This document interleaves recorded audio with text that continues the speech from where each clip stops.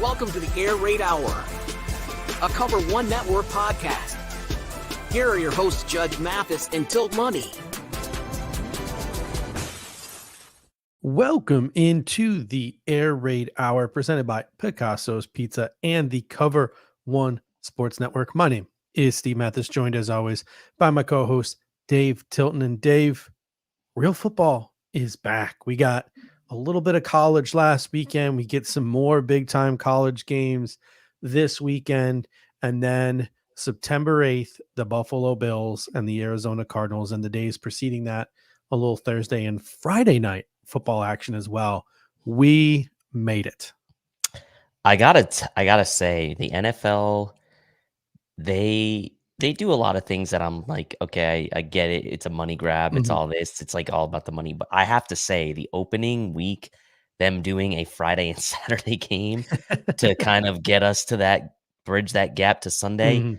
I'm a big fan, and of course, my wife's team, the Packers, I believe, is playing the Friday night game. Opening week. And I got to tell you, it's nice because that Thursday night game always feels like a little bit of a tease until that full slate on Sunday comes. So I'm definitely looking forward to having multiple games in a row leading up to Sunday. But I will say this, the wallet is hurting a little bit. The wife and I, we did a subscription-free summer, and I'm coming out of that now, having to go back to YouTube TV. Got to drop Peacock for that Friday night game. Got to get ESPN Plus to watch the Sabres and my UB Bulls. So it's nice that football is back, but boy, I do not enjoy Sunday Ticket. Really hope the NFL doesn't win that lawsuit and I can get some money back, because that is the unfortunate part of football season being back. And I mean, I went for Peacock last year, and good on them. I kept it because I ended up starting to watch Brooklyn Nine-Nine again and Parks and Rec again. So the Office super fan episodes are great. Yeah. And I will say about YouTube TV this year, with Sunday Ticket, you had the multi-view last year. They're letting you pick the games you want for the multi-view this year, which is a really nice added feature. So it seemed like a lot of times at points last year you would get like 4 games, but there'd always be like one game where you didn't really care about it on the multi-view. This year you get to pick every game that you want on the multi-view, which is really nice. And I'll tell you what, that might save me some money. I might not have to do Red Zone if I can just put 4 games up on the afternoon and the morning, or excuse me, for me morning, but for the afternoon and the mid-afternoon windows. That's not why we're here tonight, though. We are here this evening to make our final Buffalo Bills 53-man roster projections. We are through training camp. We are through the preseason. The Buffalo Bills are going to make their final decisions probably sometime tomorrow morning to towards the afternoon, 4 p.m. being the deadline for the Buffalo Bills. So we are here tonight to make our predictions, what we think the Buffalo Bills will do. We're going to go by position. I already posted my Buffalo Bills 53-man roster projection on Twitter, on social media. So we're going to go through tonight and we're going to compare yours to mine. I did make one change since then, though, and I'll talk about that change when we get there. But let's go position by position. Let's start with the quarterback group. This one, to me, at the top is pretty easy. Josh Allen. I have the Buffalo Bills going 2 quarterbacks. Right now, that second quarterback is Mitch Trubisky. But obviously, Mitch Trubisky is dealing with an injury, and we can get into that in a moment. But how many and who are the quarterbacks that you have the Buffalo Bills going with? Yeah, I actually kind of wrestled with this one for a bit, not on the number, but on the who and the mechanics of it. Obviously, Josh Allen, I only thought the Bills would keep 2. The question was who was going to be the number 2 on the 53. I'm going with Mitch Trubisky right now as well.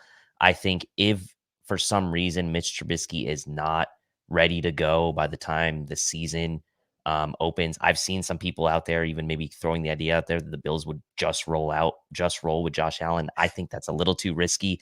That's how you keep Frank Gore Jr. He threw some tutties in college.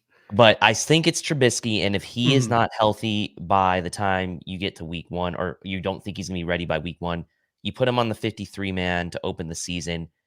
Maybe then you put him on the IR after that, and then you find a Kyle Allen or Ben DiNucci maybe is your number 2. But I do think Mitch is going to end up being like officially as a 53. roster player. Yeah, when they make the announcement at 4 p.m., I can't imagine a world where they waste one of their 8 IR designate to returns on him by IRing him this early. The only way they would IR him before tomorrow at 4 p.m. is to completely end his season, in my opinion. And that way, in that scenario, the knee is way worse off than it sounds. But I mean, there is a world where, maybe the Buffalo Bills think he's going to miss the Cardinals game.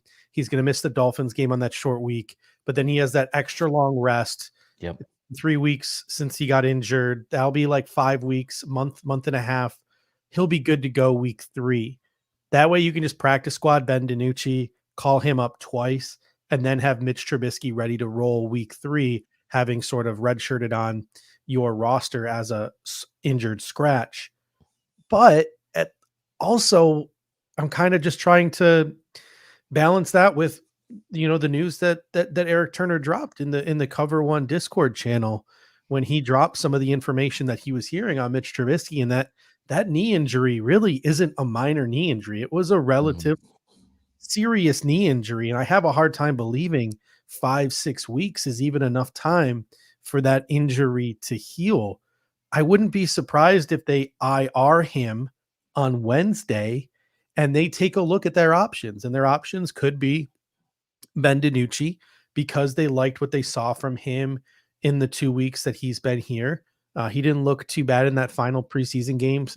Maybe he's been picking up the playbook rather well, but on such short notice, Joe Brady's probably going to want a backup quarterback who at least has some kind of idea of what the Buffalo Bills want to do offensively. So the 2 names that I keep coming back to are Kyle Allen, if he gets cut by the Pittsburgh Steelers. And this one was, dropped by Bill's Chat Pod. They're the ones where I saw this first. And I think it was a really good poll by them. PJ Walker, who was the backup quarterback in Carolina when Joe Brady was there with Teddy Bridgewater. He is probably going to get cut by the Seattle Seahawks. So PJ Walker and Kyle Allen, I think, are possibilities as well. But at the end of the day, it's just your backup quarterback, and we're screwed. Any of these names we just mentioned, we're screwed if they have to start some games for us this year. Yeah, and I'm sure Brandon Beane doesn't want to have to be paying essentially 2 backup quarterbacks, right? If Mitch Trubisky ends up on season-ending IR because he can't play this season, the Bills will likely get out of his deal before 2025. But I'm sure that's something that maybe Brandon Beane's considering. If it is a serious injury, it's not like Mitch Trubisky lit things up in the preseason and that you have to be like, oh, well, we really need Mitch Trubisky back to be the backup. He's had a few moments here and there, but at the end of the day, like, is he really bringing anything significantly and incrementally more to the table as your backup QB than a Kyle Allen or a Ben DiNucci? I'm not sure the answer is yes to that. So in that case, I'll take the healthy guy. And honestly, like you said, if it comes to that, we're screwed anyway. So it's a tough situation if you're the Bills. They just never have really moved the needle at that backup QB position, whether it's through the draft or free agency. My thought with the Buffalo Bills re-signed Mitch Trubisky, I thought like he had those flashes in Chicago. He was the high draft pick. He's a good athlete. I always sort of thought of him as not a huge cut above, but a slight cut above sort of all those marginal backups that we're talking about here, the Kyle Allens, the PJ Walkers, the Ben DiNucci's, the Anthony Browns. But he should be. He should be. I don't think he is anymore. Yeah, but I agree. At the end of the day, it's like Groundhog Day. We have this conversation every preseason, right? But I started really thinking way too much, to be honest with you, about backup quarterback play in the National Football League and in the preseason specifically. And I think that fans are naturally drawn to guys who aren't on their football team as opposed to the guys who are on their football team. But you look around the league and you see some guys who are struggling and some guys who are playing well. And you look at the guys who are struggling and you say, well, it could be worse. And you look at the guys who are doing well and you're like, well, those guys could be available. We could go and get that guy, right? Like the Jason Bean, the quarterback in Indianapolis, who's having quite the preseason, right? But at the end of the day, we don't know what's going on inside of those organizations. And we don't have a full idea of the picture of why the quarterbacks are playing like they are in the preseason, because all of these quarterbacks, in my opinion, are just so close to one another that some of these quarterbacks, they could be going in with the second team and they actually have an offensive line that's functioning well and some receivers that have done some things, and they're going against a defense that is not as deep as the offense that they get to play with, right? Or they're playing with an offensive coordinator who's being a little bit more aggressive than the defensive coordinator. And on the flip side, you could have a quarterback who's really good, but his offensive coordinator is so afraid to show something that he's playing absolutely vanilla, or just the second unit of that football team is not as deep as other second units and there's no talent around him. So you have a quarterback who might be better than other quarterbacks who's just not showing it. So it's, to me, all of these guys are just within the margin of error. Tyler Heineke is the one guy that really sticks out to me. I don't think Atlanta's going to get rid of him with Kirk Cousins coming off of that injury. So at the end of the day, it really, really doesn't matter. We probably just spent about 5 or 6 more minutes talking about this than we should have. Well, I will say this though, right? About the kind of news and the clarification around the call up of the of the quarterback, right? And it's saying that the quarterback has to be on your roster for them to be the emergency third quarterback. And that doesn't account against your game day, but they have to be on the 53. I think if that wasn't the case, you probably would see more teams go to. Yep, exactly. But we kind of were trending that way for a lot of teams anyway. Like those roster spots are so valuable that a lot of teams will go to. And in theory, they're the market and what's available for backup quarterbacks should be better in more recent years than it has been in the past. But it's really hasn't played out that way so much. And yeah, RJ says Mitch basically wasted 2 preseason games. But I would challenge that a little bit. Yeah, Mitch had some bad throws, but you got to remember he's not taking starters reps. They're not scheming anything. The offensive line did not get off to a good start in this preseason.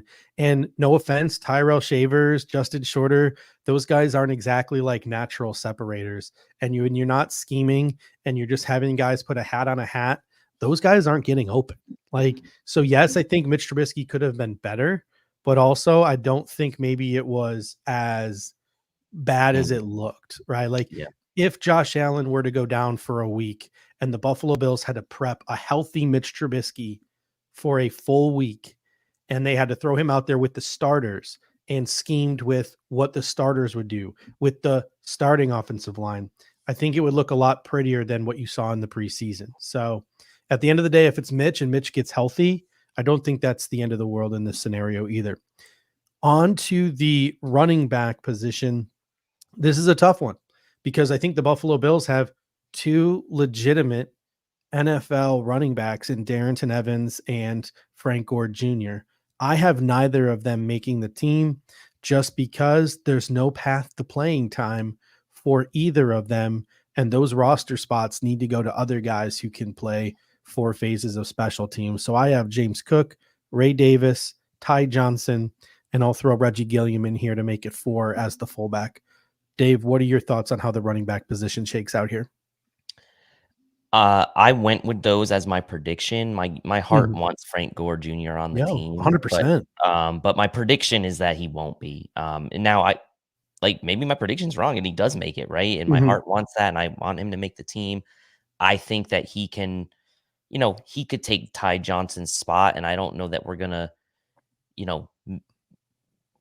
the thing with Ty Johnson is he can return kicks for you in a pinch. He's shown that he can kind of be trusted in a pinch. He can play special teams. He's got more juice. He's a better athlete. Frank Gore Jr. might have a better feel for running lanes. He might be a more natural running back, but get Ty Johnson the ball in space and he's likely to make a more explosive play than a Frank Gore Jr. So, and for those reasons, and Darrington Evans, obviously he's kind of bounced around the league and he's a good player. And there's a reason he's kind of stayed in the league, even though he's bounced around, is because he is that kind of fringe roster type of player. But for my prediction, I am going with those same 4 that you mentioned. It's tough for Frank Gore Jr. I mean, we had this conversation all the pre-draft process. We did our running back show. We talked about Frank Gore Jr. To me, Frank Gore Jr. is Devin Singletary. He is not a plus athlete. He is a below average athlete. but he just has a natural feel for the running back position, and he's more explosive than he looks and then he tests, and he uses his instincts and his natural feel for the game to literally get the most he can out of the frame that he has. He reminds me so much of Devin Singletary. I think he is a legitimate NFL rotational back, but it's just kind of weird to me that we are willing to put Frank Gore Jr.'s production against third stringers over Ty Johnson's production when the Bullets were live last year. If Ty Johnson was out there in the fourth quarter of last week's preseason game, he's probably putting up similar numbers to Frank Gore Jr. Mm-hmm. Yeah, no, I agree, and that's again why I think he's shown that he can be effective in limited action, which he was last year, and again, he can return kicks in a pinch. He can play special teams, so that's valuable for your third running back, and he can do a little bit of everything if you need him to in a pinch. So yeah, I think Ty Johnson still has the edge for me. Here's where things get kind of dicey. The wide receiver position. I went with 5 guys: Curtis Samuel, Khalil Shakir, Keon Coleman, Mac Hollins, and then apparently the reports are that he could possibly be ready for week 1, Marquez Valdez-Scantling. That leaves guys like Tyrell Shavers for me, guys like KJ Hamler for me, being waived by the Buffalo Bills tomorrow. Who do you have at the wide receiver position? Yeah, this one was tough for me. Probably a bit of a surprise, maybe for some. I did have him keeping 6. I had the 5 you mentioned. I don't know. I had a weird feeling, and I just it was tough for me. I put KJ Hamler on the team as the 6th wide receiver. I think that when he's been asked again and again in vanilla situations, I feel like he has shown something during the preseason. He looks healthy. He gives you a little bit of an option that maybe gives you some versatility as a return man, as a receiver that can play a little bit of inside, can maybe stretch the field a bit. And I think that he also has some yards after catch ability. And I just feel like he, when called upon, played pretty well this preseason. Yep. A week or 2 ago, I would have put Tyrell Shavers in that spot, and I would have still had the Bills keeping 6. But I feel like with the penalties, some of the mental lapses, that's something that obviously you'd like to see coached up, but that could change, right, during the season. Maybe at some point they switch that up. But for now, probably surprisingly to a lot of people, I'm going to have KJ Hamler as the 6th wide receiver. John Robert comes in and says, what if MVS isn't ready and he's injured? Well, then he's just a healthy scratch week 1, and Tyrell Shavers likely goes to your practice squad and gets called up. If Tyrell Shavers gets poached, which I don't think he will, then you could consider a Justin Shorter on your practice squad get called up. Justin Shorter gets poached. You can consider a Deion Kane, and the list just keeps going and going and going. But the Buffalo Bills, we've had this conversation on the show, did not sign MVS for September and October. They signed him for January because that's typically when he plays his best football, coming up big in big moments for that Kansas City Chiefs football team. And before that, when he was in Green Bay. So again, just with the contract and just the way Josh Allen treats MVS, I just don't envision a world where he gets the OJ Howard treatment and is released. It'll be really interesting to see if Tyrell Shavers can make it, right? Because Curtis Samuel is kind of hurt with that turf toe. So does that make the Buffalo Bills not want to put Mac Hollins as a gunner? Because that's the one thing we forget is Mac Hollins now becomes a special teamer. He's not just a wide receiver anymore. He's one of your gunners. So you're only looking to fill the other gunner spot. So to me, it's Jamarcus Ingram. I think they carried Jamarcus Ingram as a depth corner, right? And he's the kind of guy who can go in and he can gun on special teams opposite of Mac Hollins. But it'll be really interesting to see if they don't want to put Hollins out there at gunner, if that could open up a spot for Tyrell Shavers or a guy like Justin Shorter. And we will find that out tomorrow. Walter S. comes in and says, should the Bills take a flyer on a guy like Tim Patrick? According to Benjamin Albright, they've already gotten quite a few calls in Denver about Tim Patrick. So I doubt the price will be right for the Buffalo Bills. And on top of that, what Patrick does is just so similar, I think, to what Keon Coleman and what Mac Hollins do as those big-bodied guys who you want in the red zone, you want on third down, you want getting after it in the run game. I don't know if the Buffalo Bills are looking to add a third of that type of receiver. Yeah, but am I mistaken in thinking that they've already released him, or has that not been official yet? Unless something happened, the reports were that he was on the trade block Oh, and okay. that multiple teams had called Yes, I see that. about Yep. his services. At Oh, least that was of about like yeah, the headline was a little 6 p.m. misleading. It certainly Yeah. made it seem like he was yeah, I see that now. You're right. You're right. Okay. But Hamler having the juice makes sense too, because if you're worried about Curtis Samuel, right, and you're looking for somebody who can go in there and do Curtis Samuel type of things, if he's slowed by that turf toe, KJ Hamler makes sense there. Yeah. Yeah, and I mean, that's like I said in the chat, like, I debated all day kinda Mhm, between those 2 guys and ultimately went with Hamler just because I just thought he showed a little more. I mhm. get the special teams edge is for Shavers for sure, so, who knows? Maybe they only keep 5 and neither one of them make it, so we'll I see. really like Xavier Johnson as a practice squad stash guy. I think he could be a guy this year that goes under the Buffalo Bills practice squad. He was a walk on at Ohio State, played all phases of special teams at Ohio State. So I think Xavier Johnson could be low key, a really nice sort of stash guy on the practice squad for the Buffalo Bills. Tight ends, I went with 3. Gets a little convoluted here. Kincaid, Knox, and Morris were my 3. However, I am carrying Zach Davidson onto the roster as well, meaning I'm going over 54 because Zach Davidson would be my 54th guy. So in this situation, I think the Buffalo Bills are going to release Reed Ferguson. They're going to let him sit in the parking lot. They are going to, on Wednesday, put Quentin Morris on injured reserve. I think he's got a pretty serious shoulder injury that's going to Mhm. affect his ability to play football.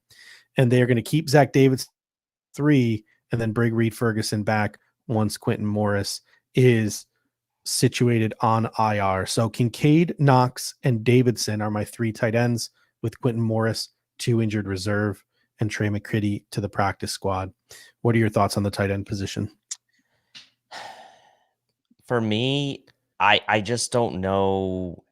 It's still hard to know how serious that injury is for Quentin Morris, and so for that reason, somewhat similar to Trubisky, I did put him on the 53 over Davidson. However, I do agree with you that if that injury is serious, then I could see the scenario you mentioned playing out as a realistic scenario. So for me, I put Quentin Morris on the 53 because I just they're saying week to week, but like Mhm. what does that mean, right? I don't know what that really means. Is he going to be closer to suiting up for week 1, or is he going to be closer to more like that week 3, week 4 range? That could mean the difference of kind of what they do. But Mhm. for now, I'm kind of putting him in that Mitch Trubisky bucket until we know more, and I'm putting him on the 53 and Zach Davidson going to the practice squad for me. Yeah, Zach Davidson's a weird one because I feel like he was talked about so much by the beat guys, and we know that scouts for other teams, each team assigns a scout, 2 beat reporters to go and see what's going on in training camps. And Zach Davidson's name was a name that popped up a lot. He made Yep. some plays in the preseason as well. So of all the guys who are you're able to get to the practice squad, that one scares me a little bit. And I think that Josh Allen really complimentary words for Zach Davidson as well. So I Mm. think the Morris thing is a good way to get Zach Davidson onto your 53, and then you can Yeah, I make wouldn't hate that that. decision a month from now when Quentin Morris is ready to come back. The offensive line, this is where I keep going back and forth, and I made the final decision to go with 10. I went at tackle Deion Dawkins, Spencer Brown, Ryan Vandemark, and Tillin Grable. And then I Mhm. went 6 guys along the interior: Connor McGovern, Osiris Torrance, David Edwards, Alec Anderson, Cedric Van Pran Granger.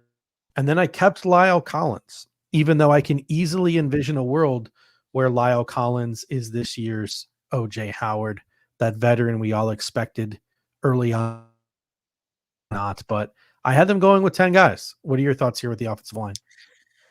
I have 9. I have every one of the guys you mentioned. I have Lyle Collins being cut. Now, this was hard for me because I think I Mhm, thought about this with the depth that the Bills have right now between Van DeMark, Alec Anderson, Van Pran Granger, Grable. Like, that's a very young reserve group.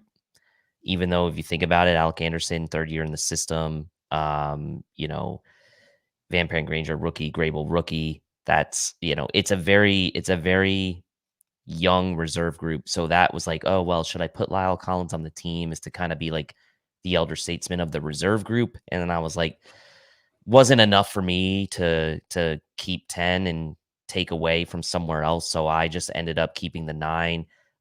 My actual final decision on that was Grable versus Collins, but I thought Grable's performance in the Panthers game Mhm. was really solid. And obviously Eric and Anthony doing some really good work on the film cut-ups for Grable, showing Yeah. that he's improved throughout the Yeah. preseason and he's improved from the first game to this last game. And so to me, that means something, right? That Mhm. improvement means something. And so I put Grable on the roster. Yeah. And when you got a guy like Brandon Thorne, one of the the go-to offensive line gurus out there, posting cut-ups of Till and Grable and complimenting Till and Grable. Yeah, no, you got to keep that dude on your roster because other teams are seeing those kind of The cut-ups from Bills guys are like going to be Brandon Thorne. tired of getting their offensive linemen put Yeah, their late round just such an offensive linemen important put. position too. So Yeah. I think Grable has made himself a lock over these past couple of weeks. RJ Melville comes in and says they have 2 of those designated to return spots, but they will probably use them on Milano and maybe Mitch. They will still need to put Morris, maybe MVS. So Reed will be the parking lot guy again. Here's the thing to note, and Joe Marino was talking about this in Lockdown Bills today. If they designate anyone for IR before Wednesday or before tomorrow's cut down day, that counts towards the 8 total they get. So, for example, Mitch Trubisky, you put him on IR tomorrow afternoon, designated to return. You now have 7 guys that you can bring back in the regular season. You add Milano to that, you now only have 6 guys you can bring back in the regular season. If you wait until Wednesday, and IR someone, you don't have to designate them until they're ready to come back, and they don't have to count towards the 8 total. They do have to count if you do it before Wednesday. So the Buffalo Bills are probably going to look to add as few of those as they can. I think Milano will be one, but I don't think they will use that second designation on anyone. In terms of depth, guys along the offensive line, I really hope Will Clapp can come back as sort of a veteran practice squad guy. He'd be a nice guy to have. And I really think Richard Garage is a lock to come back as well as a practice squad. Yeah. I had both of those guys on the practice squad, so I'm in agreement with you there. All right. Before we get to the defense, this show is brought to you by Picasso's Pizza. 4 great locations in Williamsville, West Seneca, Lancaster, and Blaisdell. Buffalo Pizza. Since 1980, you can order online at picassospizza.net. And if you're an out-of-towner like us, you can even get it mailed fresh to your home. Once again, just a click away at picassospizza.net. All right, Dave, on to the defense now. And this is where I made one of my changes since I posted my 53-man on Twitter yesterday. And I went from having 5 defensive tackles to having 4 defensive tackles, and I added an extra edge rusher. So I am still keeping on the idea of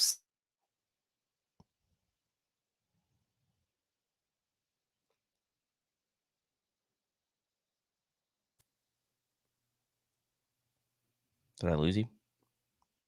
I don't know, my back. You got Yeah, me? you're back. Yeah, All right. Sorry about that. I think I heard what you were saying, and like I saw your prediction from earlier, and I was like, Yeah. okay, we're gonna be different there. Now you're telling me I think we're Now I'm gonna be telling the you the same. same. I have Gregory Rousseau, Von Miller, Dwayne Smoot, Kingsley Jonathan, and Javon Solomon making it. I think with the new kickoff rules, Jonathan and Solomon can essentially replace one of those linebackers on teams. And then Dwayne Smoot's got that interior flexibility to kick inside. So then Oliver, Jones, Johnson, and Carter are my IDLs. I have exactly the same, and I thought this was going to be a discussion point for us today because I thought we were going to be differ here. It was tough a little bit for me to cut Deshaun Williams, but for me, with the makeup of that defensive line, the edge group, Smoot can kick inside, Rousseau can kick inside if need be. Those guys have size. We heard about that throughout the practices. And I just think Kingsley Jonathan is a better football player than Deshaun Williams at this point. He's been in the system. He made the team last year. Deshaun Williams is a fine player, for what he is. But I think that in a pinch, the Bills could go out and find an interior defensive lineman after cut down day if they really needed a fifth one and they wanted to put someone back on their practice squad. Not sure how interested Deshaun Williams might be as a veteran practice squad guy, or if he'd be looking to, catch on with someone's active roster. But I think that Kingsley Jonathan has earned a spot. And I think the Bills will be wise to keep an extra edge as well, because they need some pass rush pop this year. And I think that it just seems to me that Kingsley Jonathan is a better football player right now, and that the Bills can make it work if they need to slide some guys around and get an extra guy in an interior if they really needed to. Walter S. comes in and says, Smoot has been an underwhelming player for him. I mean, he had a great training camp by all accounts. His teammates were raving about him, so much so that the Bills just didn't feel the need to play him in the preseason. So I know maybe you haven't heard his name a lot lately, but that just shows the confidence the Buffalo Bills have in him. Yeah, I mean, I was sold when Ed Oliver came out after like the second or third practice and was like, I didn't realize how good that guy was, and like raving about like that means something to me when he like called him out specifically. So yeah, I think Smoot's going to be a nice player for us this year. Boss Mafia says, so Austin Johnson over Deshaun Williams, it was never a question. I mean, if you look at Austin Johnson's contract, fully guaranteed. And Austin Johnson is just such a cut above what Deshaun Williams is as a football player that really was a no-brainer. Deshaun Williams, Eli Yanku, I think you can get one of them on your practice squad, which helps you for depth purposes. And then you can even have a guy like Cameron Klein as well. Give him another year in the system on the practice squad. No need to waste a veteran spot on a guy like Casey Tuhill when you have 6 defensive ends on your roster. Linebacker, I have Matt Milano designated to return, and then I went with 5 guys, and I'm gonna make some people angry here. I went with Terrell Bernard, Dorian Williams, Nicholas Moreau, Edifon Ulofoshio, and Balon Spector. I have the Buffalo Bills releasing Joe Andreessen. I think he came back down to earth in that Panthers game. I think he will make it to the practice squad, no problem.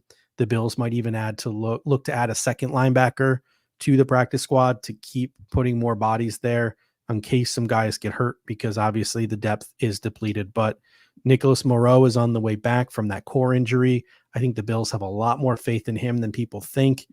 And I think the Balon Spector, I think he's a guy the Bills like when he's healthy, and he looks like he's about to get healthy again as well.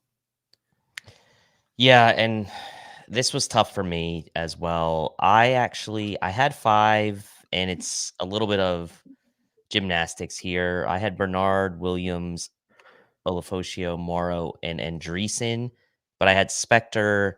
I had Spector as the guy that was going to make the 53, and Reed Ferguson being in the parking lot. And then I had Spector going to IR after the roster announcements to get him to a position where maybe 3-4 weeks he can come back and be on the team. So that was my like one lever that I pulled and kind of doing this 53 with the parking lot situation, and Reed Ferguson was got to keep Spector on the team, obviously, but I just don't know with his history of injuries. I know he's on the mend, but I also wanted to just give a nod to Joe Andreessen and kind of have him on the team, and I think it's not for content. It's not because I want people to like react to it or away. I just feel like he kind of earned it through his play.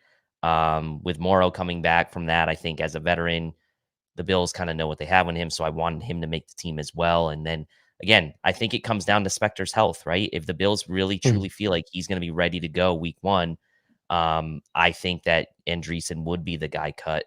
But if you can play a little gymnastics and get Spector, on the active roster, by cutting Ferguson and having him wait in the parking lot, and then maybe IRing Spector, see how Andreessen does the first several weeks of the season, then maybe you make that point.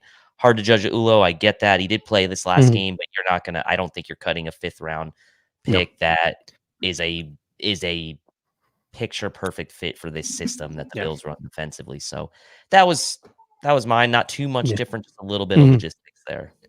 My hot take with Ulafosio is we know that Dorian Williams can be a liability in coverage.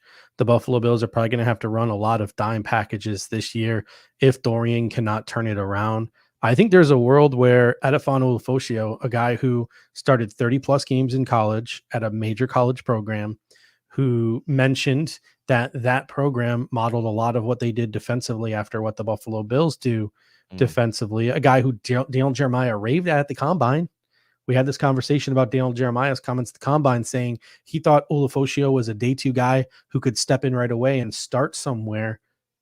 I think there could be a realistic scenario where by midseason, Edifon Ulafosio is pushing Dorian Williams for the starting weak side linebacker spot.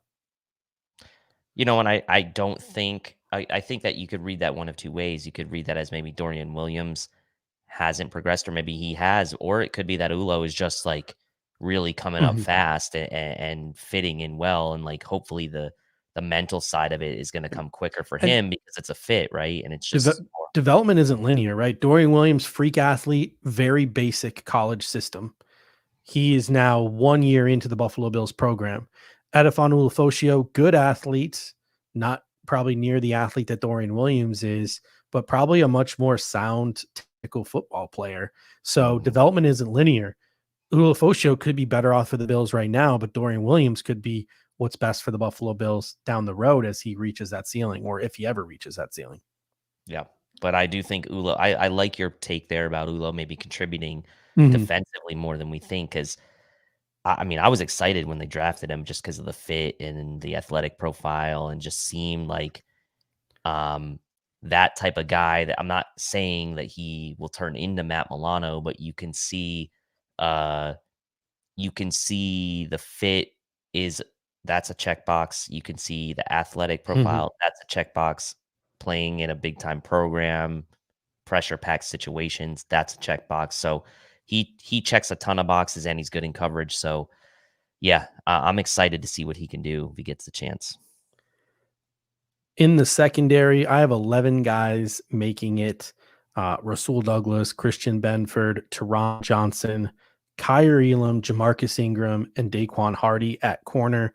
Obviously, Hardy is your number one kick and punt returner as well. And then at safety, I have Taylor Rapp. For now, I have Cam Lewis starting at free safety, but Edwards and Bishop are on the mend. That could change rather quickly. And then Damar Hamlin is now the week one question mark with his injury. 11 guys in the secondary. I know the Buffalo Bills carried 11 guys last year as well. Yep. Exactly. What are your thoughts on who makes it in the secondary?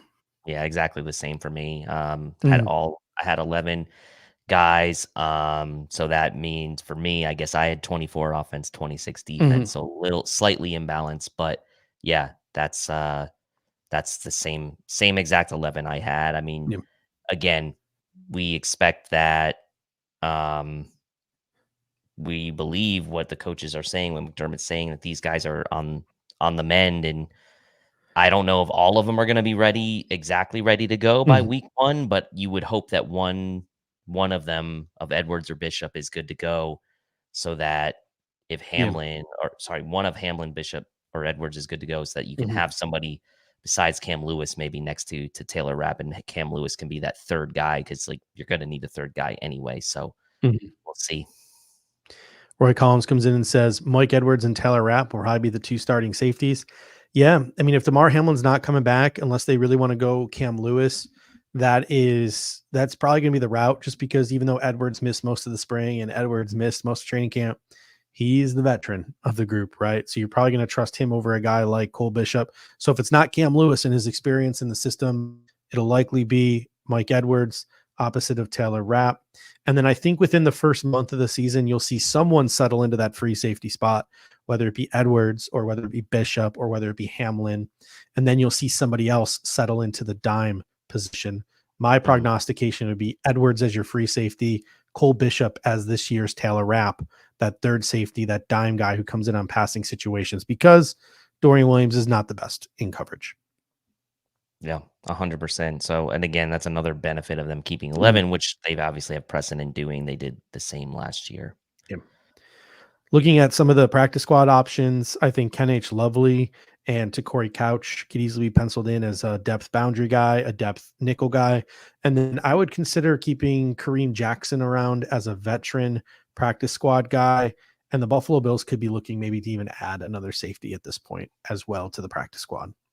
Yeah, I mean, injuries out of all the positions on this team have hit safety the hardest, right? They already put D. Delaney and Terrell Burgess on IR, Mhm. as we saw those announcements. So injuries to the safety position have come fast and furious. And so having a guy like Kareem Jackson, who didn't have a job, a couple, basically right before the start of camp, as a veteran, maybe his last Mhm. run in the NFL on a contender practice squad as a vet for him may not be the worst possible thing for a guy like Kareem Jackson.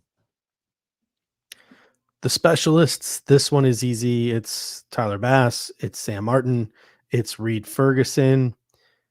My hot take is by the end of September, the Buffalo Bills might have to add a veteran kicker to the practice squad if the wheels do in fact fall off of Tyler Bass.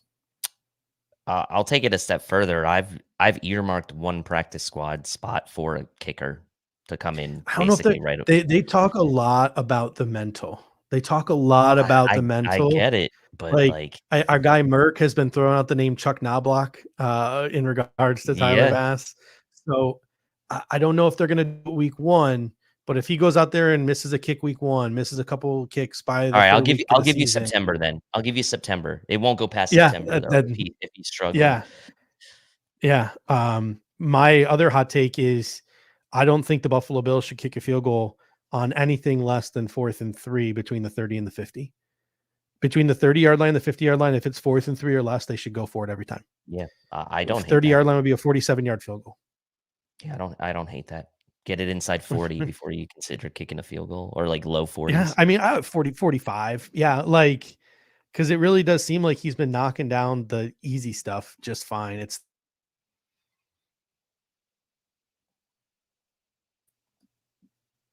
I know. Well, the thing is, and like you thought maybe he turned a corner and then Mhm. what happens? He goes and then he misses one. So it's like there's some demons there for Tyler Bass, and man, I don't know, right? It's like one of those like Ray Finkel situations. Like you just gotta you gotta like get your mentals right because the Bills, the decision making of Sean McDermott could be impacted by it will be impacted by his confidence level in Tyler Bass. And like, I feel like Alex did a great job when he mentioned like that Eagles game last year and talked about how Jake Elliott came in and stone cold drilled that one in the rain. Um, I do you have that kind of confidence in Tyler Bass going to this season? I don't. So until he proves it for me, and I get like he's had percentage wise, his percentages have been pretty good, but like this is such an important year for the Bills to kind of prove that they can, get over a hump, so to speak. And he's gonna play a role at some point in that. So we'll see. Looks like we lost Judge here for a bit, but yes, I guess Roy, I'll answer your question for everybody here when I was talking about Kareem Jackson, sticking on a contender. I am talking, if you are the Bills, and I know that you've had such high turnover and the AFC is a gauntlet, like your expectations at this point with the way that you have won this division 4 years in a row, you're looking for a fifth straight AFC East title. You have made it past the wild card round multiple times now with Josh Allen. You've made it to one AFC championship game. The fact of the matter is just because you have turnover with some key players, like the expectation of making a Super Bowl run shouldn't change. And the reason I say that is because, and I kind of compare a lot to the New Orleans Saints, Drew Brees teams. There were a lot of really, really good Saints teams, and maybe even some of the Seattle Russell Wilson teams, right?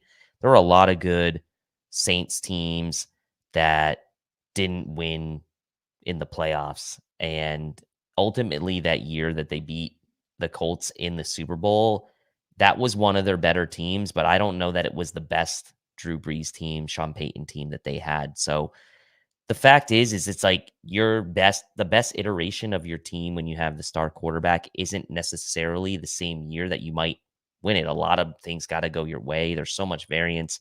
The AFC's loaded. You just never know what's going to happen. And so to me, when I say contender, yeah, Super Bowl contender, as long as they have Josh Allen, a healthy Josh Allen, and they have a competent offense and a good enough defense, a lot of this is going to come down to how this team performs when it matters most in January, right? And how Sean McDermott performs as a coach on the biggest stages. And the Bills haven't gotten over that hump yet.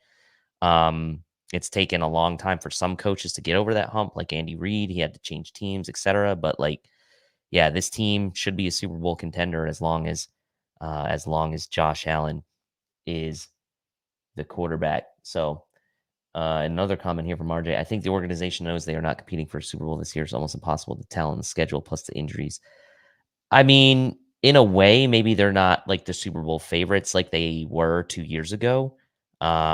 But I think that this team still expects to win the division. I still think they expect to have a home playoff game. I still think they expect that they can make a deep run in the playoffs. You look at the Rams from a couple years ago. Wouldn't say that necessarily they were the best team in the NFC. They make it to the Super Bowl that year, same year against the Bengals, right? The 13 seconds here. So you just never know what's going to happen. And so, yeah, I won't count them out. Maybe they haven't voiced it that they don't feel like they're competing for Super Bowl. I don't think they would ever say that outwardly or ever communicate that to the team, because I think if you do that, then you're just mentally defeated already. And I agree. Don't you think as long as we have Josh, we have a chance? Yes, that is the case. So not sure what's happening with Judge. He said that I'm going to finish without him, and that's okay. So we're about done with the show here tonight. We've got less than half a day here now until the cut downs become official. Judge has posted his 53-man prediction out on X. I'm sure he will post to the Bills guys account our side-by-side 53-man projection so you can react to that. And ultimately, it's not going to matter in 8 to 10 hours. Anyway, we're going to know kind of what's going on in a short while. So do appreciate everyone joining in tonight. I guess Judge was having some technical difficulties, but we will be back Monday for our season predictions show. Before the season starts, we will give our final Bills record prediction. We will go through the rest of the NFL divisions. We will give our playoff teams, and we will give our final Super Bowl predictions on Monday before the season starts on Thursday. So hopefully you all will join us for that.